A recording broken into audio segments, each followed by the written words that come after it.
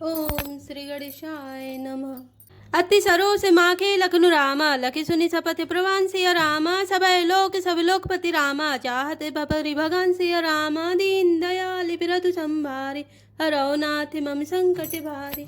अर्थात लक्ष्मण जी को अत्यंत क्रोध से तमतमाया हुआ देखकर और उनकी प्रामाणिक सत्य सौगंध सुनकर सब लोग भयभीत हो जाते हैं और लोकपाल घबराकर भागना चाहते हैं।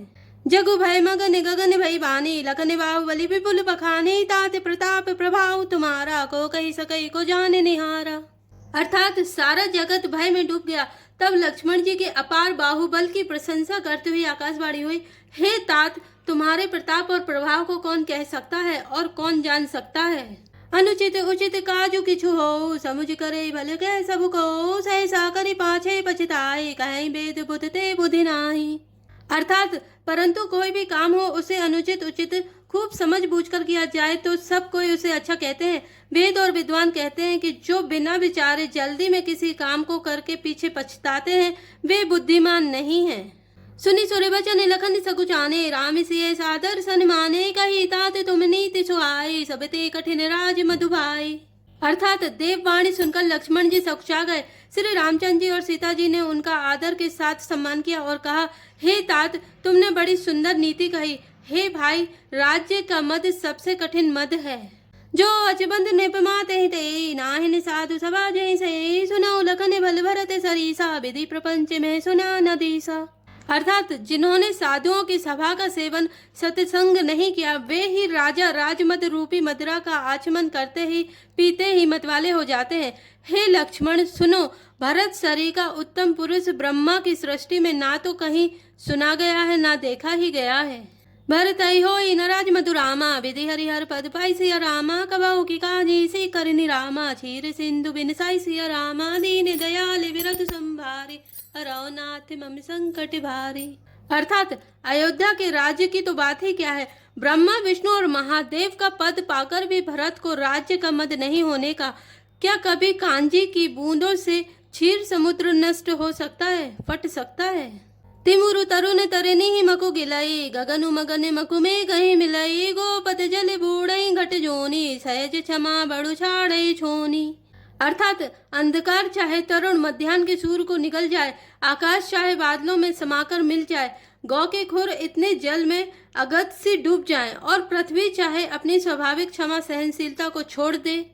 मसक फूंक मकुमेर उड़ाई, होई न नृप मधु भरत ही भाई। लखन तुम्हारे सपथ पितु आना, सुचि सुबंधु नहीं भरत समाना। अर्थात मच्छर की फूंक से चाहे सुमेरु उड़ जाए परंतु हे भाई, भरत को राजमद कभी नहीं हो सकता। हे लक्ष्मण, मैं तुम्हारे शपथ और पिताजी की सौगंध खाकर कहता हूँ, भरत के समान पवित्र और उत्तम भाई संसार में नहीं है। सगुन खीरु अवगुण जलु ताता, मिलई रचई पर पंचु विधाता। भरत हंस रविवंश तड़ागा, जन्म कीन गुण दोष विभागा। अर्थात हे तात, गुण रूपी दूध और अवगुण रूपी जल को मिलाकर विधाता इस दृश्य प्रपंच जगत को रचता है, परंतु भरत ने सूर्य वंश रूपी तालाब में हंस रूप जन्म लेकर गुण और दोष का विभाग कर दिया, दोनों को अलग अलग कर दिया। गही गुण पय तजी अब गुण वारी, निज जैसे जगत कीने उजियारी। कहते भरत गुणशील स्वभाव, प्रेम पयोधि मगन रघुराव। अर्थात गुण रूपी दूध को ग्रहण कर और अवगुण रूपी जल को त्याग कर भरत ने अपने यश से जगत में उजियाला कर दिया है। भरत जी के गुणशील और स्वभाव को कहते कहते श्री रघुनाथ जी प्रेम समुद्र में मग्न हो गए। सुनी रघुबर वाणी विबुध रामा, देखी भरत पर हेतु सिया रामा। सकल सराहत रामेशु रामा, प्रभु को कृपा निकेतु सिया रामा। दीन दयाल विरत संभारे, हरौ नाथ मम संकट भारी। अर्थात श्री रामचंद्र जी की वाणी सुनकर और भरत जी पर उनका प्रेम देखकर समस्त देवता उनकी सराहना करने लगे और कहने लगे कि श्री रामचंद्र जी के समान कृपा के धाम प्रभु और कौन है। जो न होत जग जन में भरत को, सकल धर्म दुर्धर निधरत को। कभी कुले अग में भरत गुण गाथा, को जाने तुम बिनु रघुनाथा। अर्थात यदि जगत में भरत का जन्म ना होता तो पृथ्वी पर संपूर्ण धर्मों की धुरी को कौन धारण करता। हे रघुनाथ जी, कभी कुल के लिए अगम उनकी कल्पना से अतीत भरत जी के गुणों की कथा आपके सिवा और कौन जान सकता है। लखन राम सिय सुनि सुर बानी, अति सुख लहो न जाई बखानी। यहाँ भरत सब सहित सहाय, मंदाकिनी पुनीत नहाय। अर्थात लक्ष्मण जी, श्री रामचंद्र जी और सीता जी ने देवताओं की वाणी सुनकर अत्यंत सुख पाया, जो वर्णन नहीं किया जा सकता। यहाँ भरत जी ने सारे समाज के साथ पवित्र मंदाकिनी में स्नान किया। सरित समीप राखे सब लोगा, मागी मातु गुरु सचिव नियोगा। चले भरत जैसे रघुराय, साथ निषाद नाथ लघु भाई। अर्थात फिर सबको नदी के समीप ठहराकर तथा माता गुरु और मंत्री की आज्ञा मांगकर निषाद राज जी और शत्रुघ्न को साथ लेकर भरत जी वहां को चले जहां श्री सीता जी और श्री रघुनाथ जी थे। समुझ मातु कर तब सकुचाही, करते कुतरक कोटि मन माही। राम लखन सिय सुनि मम नाऊ, उठी जनी अनते जाहि तज ठाऊ। अर्थात भरत जी अपनी माता कैकेयी की करनी को समझकर याद करके सकुचाते हैं और मन में करोड़ों अनेकों कुतर्क करते हैं। सोचते हैं श्री राम लक्ष्मण और सीता जी मेरा नाम सुनकर स्थान छोड़कर कहीं दूसरी जगह उठकर न चले जाएं। मातु मते बहुमानी मोहि रामा, जो कछु करहि सुथोर सिया रामा। अग अब गुण छमि आदरहि रामा, समझि आपनी और सिया रामा। दीन दयाल बिरधु संबारे, हरौ नाथ मम संकट भारी। अर्थात मुझे माता के मत में मानकर वे जो कुछ भी करें सो थोड़ा है, पर वे अपनी ओर समझकर अपने विरध और संबंध को देखकर मेरे पापों और अवगुणों को क्षमा करके मेरा आदर ही करेंगे। जो परिहर मलिन मनु जानी, जो सन मानहि सेवक मानी। मोरि शरण राम ही की पनहि, राम सुस्वामी दोषु सब जनहि। अर्थात चाहे मलिन मन जानकर मुझे त्याग दे, चाहे अपना सेवक मानकर मेरा सम्मान करे, कुछ भी करे, मेरे तो श्री रामचंद्र जी की जूतियां ही शरण है। श्री रामचंद्र जी तो अच्छे स्वामी हैं, दोस्त तो सब दास का। जग जस भाजन चातक मीना, नेम प्रेम निज निपुण नवीना। अस मन गुणत चले मग जाता, सकुच स्नेह शिथिल सब गाता। अर्थात जगत में यश के पात्र तो चातक और मछली ही है, जो अपने नेम और प्रेम को सदा नया बनाए रखने में निपुण है। ऐसा मन में सोचते हुए भरत जी मार्ग में चले जाते हैं। उनके सब अंग संकोच और प्रेम से शिथिल हो रहे हैं। फिर अति मन मातु कृत खोरी, चलत भगति बल धीरज धोरी। जब समुझत रघुनाथ सुभाऊ, तब पथ परत उताइल पाऊ। अर्थात माता की हुई बुराई मानो उन्हें लौटाती है, पर धीरज की धुरी को धारण करने वाले भरत जी भक्ति के बल से चले जाते हैं। जब श्री रघुनाथ जी के स्वभाव को समझते स्मरण करते हैं, तब मार्ग में उनके पैर जल्दी जल्दी पड़ने लगते हैं। भरत दशा तहि अवसर कैसी, जल प्रवाह जल अति गति जैसी। देखी भरत कर सोचु सनेहु, भा निषाद तेहि समय विदेहु। अर्थात उस समय भरत की दशा कैसी है, जैसे जल के प्रभाव में जल की भौरे की गति होती है। भरत जी का सोच और प्रेम देखकर उस समय निषाद विदेह हो गया, देह की सुध बुध भूल गया।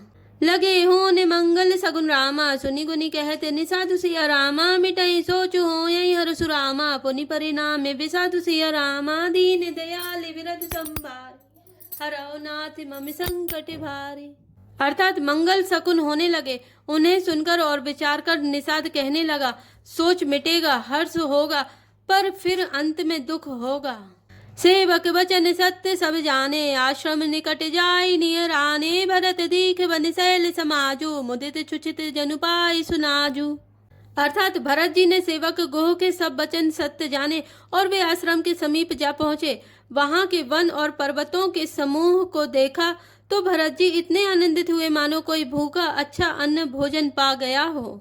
इति भीति जनु प्रजा दुखारी, त्रिविध ताप पीड़ित ग्रह मारी। जाय सुराज सुदेश सुखारी, होई भरत गति तेहि अनुहारी। अर्थात जैसे इति के भय से दुखी हुई और तीनों आध्यात्मिक, आधि दैविक और आधि भौतिक तापों तथा क्रूर ग्रहों और महामारियों से पीड़ित प्रजा किसी उत्तम देश और उत्तम राज्य में जाकर सुखी हो जाए, भरत जी की गति दशा ठीक उसी प्रकार की हो रही है।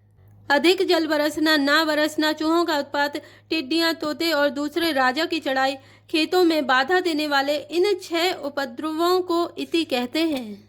राम बास बने संपत्ति भ्राजा, सुखी प्रजा जनु पाई सुराजा। सचिव विराग विवेक नरेशु, विपिन सुहावन पावन देशु।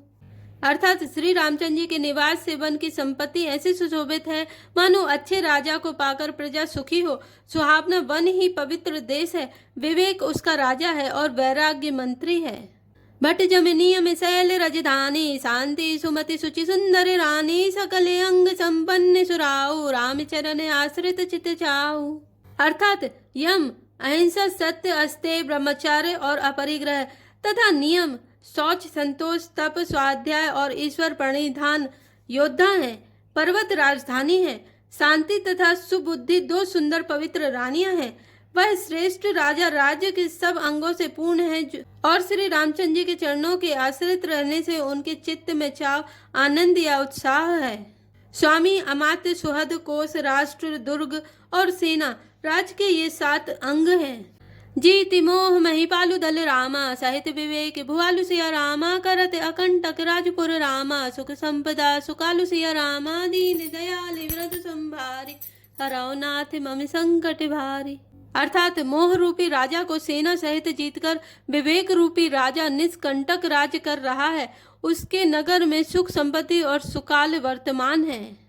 वन प्रदेश मुनिपास गनेरे, जनपुर नगर गांव गन खेरे, विपुल विचित्र विहग मृग नाना, प्रजा समाज न जाए बखाना। अर्थात वन रूपी प्रांतों में जो मुनियों के बहुत से निवास स्थान है, वही मानो शहरों, नगरों, गांवों और खेड़ों का समूह है। बहुत से विचित्र पक्षी और अनेकों पशु ही मानो प्रजाओं का समाज है, जिसका वर्णन नहीं किया जा सकता। खग हा करी हरि बाघ बराहा, देखी महिष ब्रस साजु सराहा, वयरु बिहाई चरहि एक संगा, जह तह मन हुसैन चतुरंगा।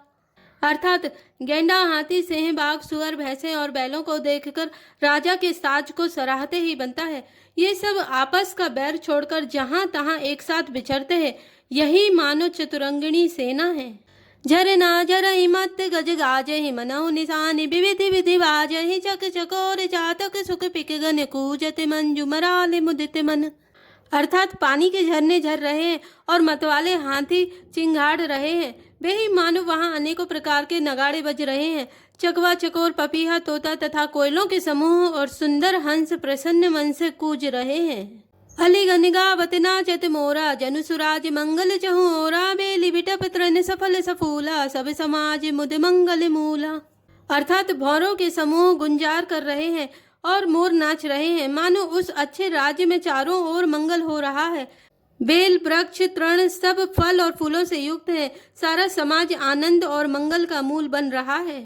राम शैल शोभा निरखि रामा, भरत हृदय अति प्रेमु सिया रामा, तापस तप फल पाई जिमि रामा, सुखी सिरान नेमु सिया रामा, दीन दयाल विरध संभारे, हरौ नाथ मम संकट भारी।